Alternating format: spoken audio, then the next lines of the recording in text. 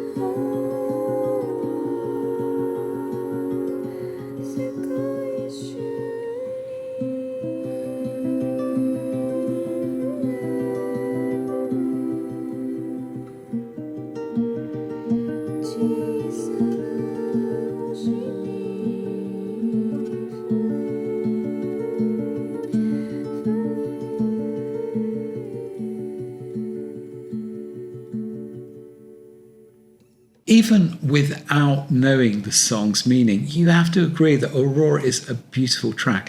And you can always look up the lyrics now, the translated lyrics on the internet. Right, reason number 2 is coherence. And what do I mean by that? The great albums tend to have a thematic coherence or a coherent soundscape, maybe a story. There's a sense that everything, every track fits together rather than being an assembly of random songs. And this is why, albums like Dark Side of the Moon are such great albums. On this album, Aoba has written an album based around the sea and luminescent creatures that inhabit its vastness. Luciférine is a generic term for the compound that makes those creatures glow, and it is my favourite track on this album.